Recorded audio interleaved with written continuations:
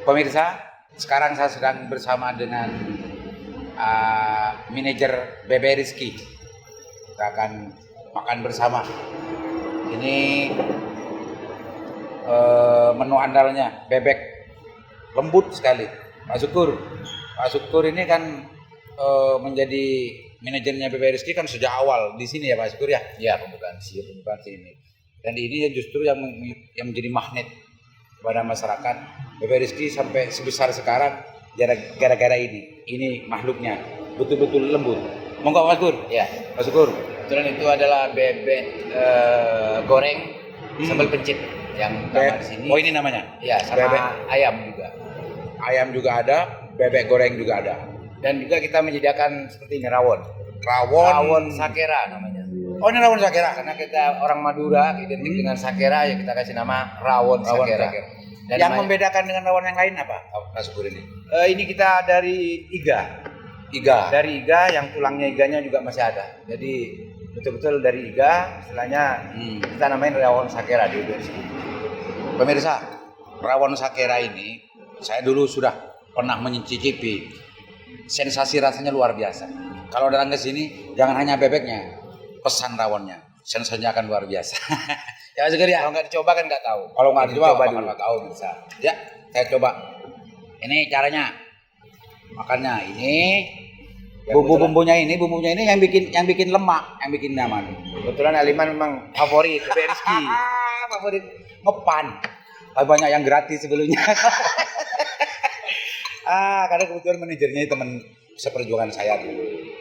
Menghilang ternyata jadi manajer. Wong dulu bukan manajernya Bebe Rizky, manajernya aktivis. Gimana rasanya? Luar biasa, bisa ngerenyepin rawonnya nih. Ada lemaknya, ada nyaman apa ya? Sulit untuk saya jelaskan dengan kata-kata. Kalau empuknya, bagaimana? Empuk luar biasa ini ikan empuk. Pemirsa, nih empuk. Jadi cara masaknya, bumbunya juga pasti ada ilmunya ini. Oh iya, pasti kita rahasiakan. Tidak sembarangan. Dan ini menjadi hak royalti. Gak boleh. Walaupun kita teman dekat, gak mungkin dibocorkan. Sama-sama bisnis kuliner. Pak Syukur ini dulu kalau urusan perkulineran nggak tahu apa-apa beliau ini. Yang tahu hak tentang informasi publik itu apal dia dulu. Ya mungkin karena giat mencari informasi. Akhirnya kita dicari juga gitu kan sama orang-orang yang butuh saya. Nah, akhirnya ketemu dengan Pak Owner ya. Ya, Pak Jasip, ya saya tertarik ke sini dan saya kebingungan karena nggak paham tentang kuliner. Ya saya sambil belajar juga ke beliau gitu kan. Jadi akhirnya tahu.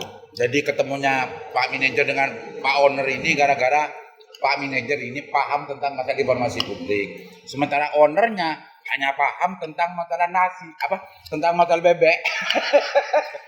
Ya, mungkin itu kan jalan untuk memberikan. Sehingga kesulitan untuk bagaimana memenuhi administrasi untuk berbisnis bebek di Bangkalan mungkin ya. Betul. Gitu ceritanya pemirsa. Ketemulah yang namanya orang yang fasih tentang informasi publik dengan owner yang paham tentang masalah bumbu-bumbu empuknya Bebe Rizky. Itu makanya ketemu ya. Ini pemirsa. Ada ininya. Ini timun. Sama timun. Timun. Ini ada maknanya ini. Pasti ada maknanya Pak. Pak Jag Manager ya. Ini untuk menetralisir ya. Menetralisir katanya orang makanan bebek ini kan banyak kolesterolnya. Ya. Karena memang lemak. Makanya Bebe Rizky komplit dengan timun sama kemangi. Pak Syukur bisa tahu tentang kemangi segala macam ini kan gimana ini ceritanya? Dan jujur saya sampai sekarang detik ini belum tahu cara mengelola bebek. Belum tahu bagaimana cara mengelolanya ini. Karena saya juga nggak ingin tahu. Nggak ingin tahu gitu kan. Jadi memberikan peluang kepada yang lain biar mereka tahu untuk pekerja-pekerja ini. Kalau tahu nanti bisa sama Pak Owner kan gitu. Ini pemirsa, ini jangan dibuang, dimakan juga. Ah, di sini campur kalau biar yang nggak suka dengan masalah ini campur saja biar netral rasanya. Ini semakin luar biasa sensasinya.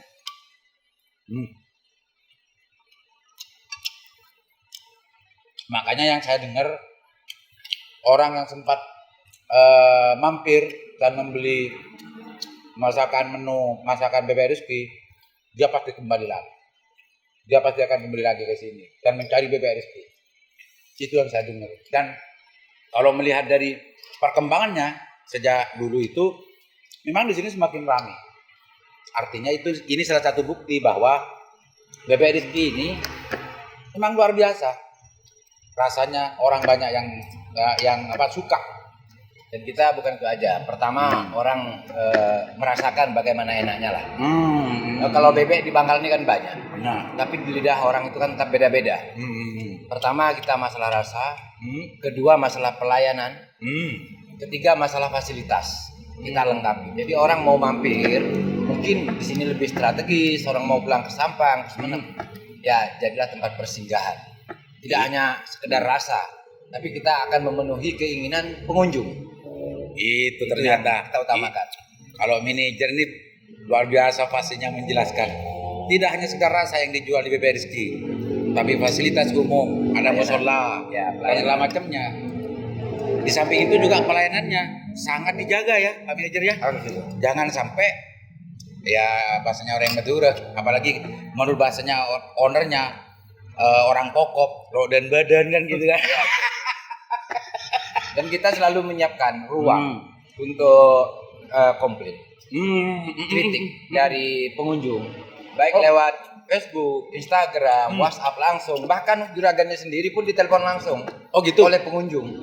Rasanya berbeda, kurang enak, apakah nasinya kurang pas. Kita menerima semua. Karena bagi saya dan owner ini, tanpa kritikan dari pengunjung, kita tidak akan besar. Itu. Kita kalau udah nggak dikritik, ketakutan, pengunjungnya hilang. Tapi semakin dikritik kita semakin senang. Berarti kita ini diperhatikan oleh pengunjung. Itu kuncinya. Seandainya Bebek Rizky ini diibaratkan dengan pemerintah, anti kritik, bukan anti kritik. Bebek Rizky ini membuka ruang masukan aspirasi dari masyarakat gitu kan? Ya betul. Pengaduan pelayanan publik. Cuma kalau Rizky namanya apa bagus Mas Syukur? Namanya apa ya? Saran kritik. Dan kritik kita siapkan. Jadi interaksi antara owner dengan manajemen Bebek Rizky kan terus terkomunikasi berkomunikasi, terjaga dengan lancar. Kalau kurang acen atau gimana pasti bilang ya. Oh ya, walaupun istilahnya dari koki itu sudah disajikan seperti ini, saya makan bukan sekedar makan, tapi saya harus mencicipi rasa apakah sudah layak dan sesuai dijual. Itu dalam konteks rasa ya. Juga menerima komplain dan masukan kalau pelayanannya kurang bagus kan gitu kan. Betul, ya. Termasuk kalau nanti di musolanya mati. Oh iya betul. Apa? Air mati, toilet, termasuk kebersihannya kita jaga. Itu pemirsa, tidak hanya menyajikan rasa, tapi pelayanan dan fasilitas yang disediakan juga terbuka untuk diberikan masukan oleh pemirsa pengunjung di sini gitu ya Pak Syukur ya. Ini luar biasa. Tak lanjutkan dulu karena lemak juga lemaknya biar saya terus bisa tak lanjutkan dulu. Silakan Pak Syukur. Kan ada masukan dari pemerintah. Bahwa rencananya Tangkel ini dijadikan pusat kuliner di Bangkalan. Nah, bagi saya kalau kita tidak berbenah dari sekarang, tidak lebih baik melayani pengunjung, ya kita kalah bersaing dengan daerah lain. Bukan hanya Bangkalan dengan Surabaya, kita akan kalah. Kalau yang ada di otak saya ini, orang datang dari luar bukan hanya ingin melihat Suramadu, melihat jembatan yang terpanjang, tapi 2 tahun yang lalu saya berpikir bagaimana orang yang ingin melihat jembatan ini mampir ke Tangkel dulu, makan dulu. Ada yang dicicipi gitu kan. Nah, selama 2 tahun lebih ini ya alhamdulillah mungkin ya 10 atau 20% ada perubahan. Bahwa orang tidak hanya sekedar berkunjung tempat wisata religi atau sekedar Suramadu, mereka mencicipi makan dulu. Setelah itu baru pulang. Dan itu ada manfaatnya kepada pemerintah, yang jelas PAD dari pajak. Itu yang kita syukur utamakan juga. Pak Manajer, ini apa otak yang ada dalam pikirnya Pak Manajer? Apa memang betul mendengar ini adalah sebuah bagian dari rencana pemerintah daerah? Jangan-jangan dari memang, saya dan pemerintah daerah mendorong gitu. oh gitu. Iya. Oh ya aspirasi. Oh ini aktivis kan begini pikirannya. Kita begini, sebelum kita ya sama dikomplain pengunjung, kita jangan sampai dikomplain warga dan pemerintah juga. Kita tertib administrasi terkait izin, terkait limbahnya. Ya kita perhatikan juga. Ya kita kan bukan hanya sekedar berbisnis di sini, bukan sekedar cari hasil. Karena bagaimana peduli kepada masyarakat sekitar, kepada orang yang butuh pekerjaan. Ya kita harus peduli juga. Kak, maksudku gini Mas Pur. Ya. Pikiran-pikiran kritisnya Pak Syukur itu, kalau tadi Pak Syukur kan bilang ini informasinya. Ya. Oh ini justru aspirasi yang ada dalam pikirannya Pak Syukur untuk bagaimana Bangkalan ini berenang. Karena saya dengar sampai hari ini di apa namanya Perda Tata Ruangnya, Ya. saya belum pernah mendengar bahwa ini akan dijadikan sentra kuliner. Ini masih dalam tahap rencana kayaknya Pak ya. Begini. Atau mah hanya sekedar Sekedar- obrolan warung. Sekedar ada rencana gitu kan. Nah, permasalahannya sekarang jadi semerawut. Aturan yang dibuat oleh pemerintah ini 25 meter dari bibir jalan, sekarang bangunnya di bibir jalan semua. Nah, sekarang orang udah terlanjur membangun. Apa rencana pemerintah ini terhadap para pedagang ini? Kalau kita gusur kasihan juga kan. Ya. Seharusnya pemerintah membuat ketegasan. Kalau 25 meter ya 25 meter.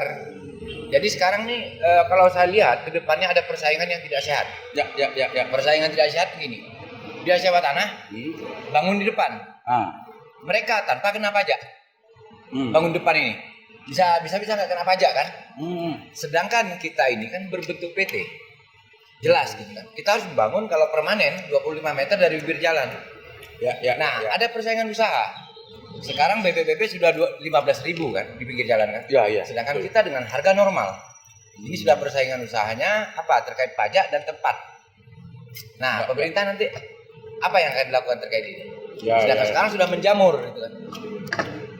Nah, kalau aktivis itu bicaranya begini, semuanya diliti, semuanya dipikirkan, semuanya dikritisi. Tadi kalau memang ada perbub, bukan perda dulu untuk di daerah Suramadu ini sebetulnya seluruh bangunan harus di bawah 25 meter. Tapi kenyataannya ini hasil dari amatannya dari Pak Manajer, justru banyak bangunan-bangunan yang anjlok ke depan. Jangan-jangan yang berani membangun di situ adalah orang-orang lingkaran kekuasaan atau tidak. Pak Syukur sebagai manajer dan juga mantan aktivis ingin pemerintah Kabupaten Bangkalan harus tegas dan tidak boleh tebang pilih, gitu kan? Ya. Itu pesannya pemirsa. Oke, saya akan lanjut karena sudah habis. Karena saya habis. Luar biasa pemirsa. Kita lanjut nanti dengan Pak Owner. Sekarang manajernya sudah dulu ya Bang ya. Ya, kita makan dulu. Enggak.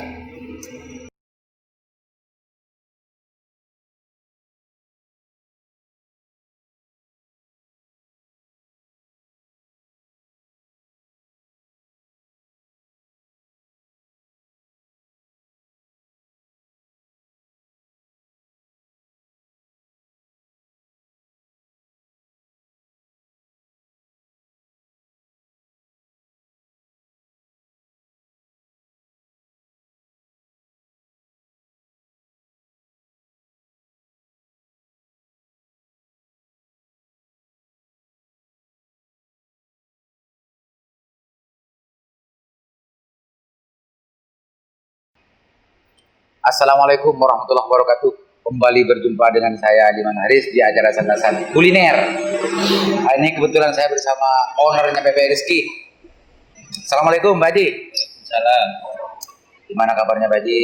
Kabar alhamdulillah sehat. Kenalkan dulu Pak Haji.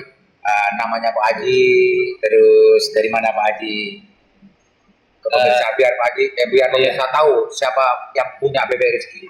Nama saya Ahmad Hasib dari Desa Manoan, Kecamatan Kokok, Kabupaten Bangkalan. Pak Haji Hasib, Bapak Haji Hasib dari Desa Manoan, Kecamatan Kokok. Ternyata orang Jesus, pemirsa. Orang bisa ternyata. Tapi sekarang sudah ada di kota dan di Bangkalan ini kalau BBM Rizky semua tahu, dari pejabat sampai orang elit sudah tahu semua.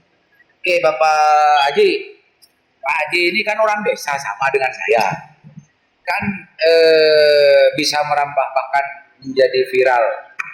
BBM Rizky ini kan tidak begitu saja perjalanannya. Kalau orang desa itu biasanya kerjanya kan ngarik Haji. Iya. Pak Haji ngarik itu. Saya dari kecil ngarik, kata orang muda ngarik, terus apa itu mencangkul. Iya, itu kerjaan saya dari kecil. Iya. Agulut. Iya. Ya, ternyata sama dengan orang desa gitu dari Atani, gitu ya. Itu sampai umur berapa Pak Haji di desa ini? Ya dari kecil saya kerjanya tani. Setelah itu saya apa itu namanya jadi supir. Supir. Waktu itu Pak Haji lulus SMA, lulus apa? Lulusan SD. SD. Iya. Pemirsa, Pak Haji Hasid itu ternyata lulus SD, tapi mondok Pak Haji. Iya mondok. Kalau orang desa dan Bangkalan, Madura secara umum memang kebiasaannya memang nyantri. Jadi dari SD nyantri Pak Haji ya. Iya. Pak Haji Hasid nyantri kemana Pak? Bapak nyantrinya? Iya. Nyantrinya juga di desa Manuan. Oh di desa juga. Iya. Pondoknya itu di Takrini. Pondok ini Miftahul Ulum. Miftahul Ulum. Pak Yai Pak Kiai Haji Abdul Muthalib. Ini Pak Haji habis SD dulu mondok di desa Manuan juga. Miftahul Ulum, pondoknya Pak Haji. Kalau sekolahnya di SDN Manuan 1. Manuan 1. Ini lulusan, ini alumni SDN Manuan 1. Catat ini Pak Kepala SD Manuan. Ini alumni SDN 1 Manuan. Haji, dari situ kan tani ya? Ya. Ini sampai umur? Saya nggak ingat umurnya. Umurnya ya? Dari kecil saya. Pokoknya lah ngare ya, kulit. Setelah itu belajar saya itu ikut orang. Bahasanya ngernet. Oh ngernet? Ngernet dulu. Ternyata Pak Haji ini ngernet. Pemirsa, ngernet itu kondektur. Iya, ibaratnya kondektur. Iya. Tukang tagi-taginya gitu kan? Kan bisa nyetir. Sambil belajar nyetir ya jadi kernet dulu. Di mana tuh Pak Haji? Di Manuan ke pasar Tanjung Bumi awalnya. Oh itu land pemirsa. Kalau istilah kerennya sekarang land dulu jurusan Manuan dan Tanjung Bumi. Iya. Pak Haji Hasid jadi kernet. Ternyata ceritanya hampir sama dengan Mas Safiyuddin Asmoro. Jadi kernet. Berapa tahun tuh? Ya sudah sekitar 25 tahun sampai jadi supir ke Sumatera lintas. Berawal dari kernet, jurusan Manuan dan Tanjung Bumi, sampai fasil menjadi supir. Supir, ringkasnya cerita sampai lintas Madura, Sumatera. Itu pemirsa.